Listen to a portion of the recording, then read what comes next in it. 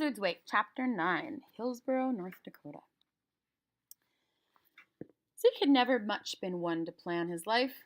One day seemed to roll into the next. As long as he and Dwayne had their parents' home to live in and enough money to keep them in food and coal, they got by.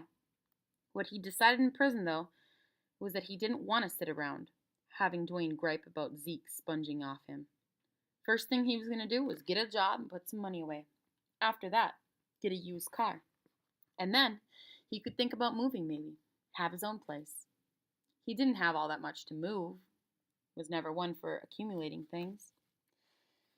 Wouldn't want any more than could fit in the back seat of a Buick, and then he could live most anywhere he pleased, anywhere he could find a job. Now, because of an October night back in 1937, 3 years and more had been subtracted from his life. 3 years, 5 months, and 6 days, plus the 2 weeks between his arrest and conviction of sitting in a concrete cell, bars at the door and window, going to work in a prison twine plant by day, and staring at his bunk, his chair, his sink, and toilet in the evenings. He watched the yellow ribbon in the road make a long, slow turn into Hillsboro. The bus stopped in front of a gas station, and there was a soft hiss of the door as it swung open. The gray-haired man in the western hat came bumping down the aisle with his duffel bag and accidentally nudged Zeke's shoulders as he passed.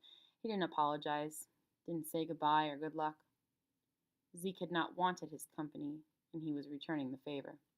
Their eyes met briefly as Ed stood outside the window waiting for the driver to retrieve a second bag from the luggage compartment under the bus. But his face was expressionless, void of hospitality now. And Zeke figured that was about what he could expect. Either he had to keep the last few years a secret, or he had to open his past to anyone who wanted a peek. Answer anything they wanted to know. And then where would he be? He wasn't ready for that. He'd paid his dues, done his time, and he was entitled to some of the privileges of citizenship once again. Folks seem to forget that. Be about an hour and 10 minutes to Grand Forks, folks, the driver said, springing back on board again. Next stop, Cummings. The big bus swung out onto the road again, its passengers momentarily roused, nodding off again in the darkness that made them all anonymous. Only the thin strip of lighting up by the roadhead bins showed the way to the exit. The engine wired as the driver increased his speed.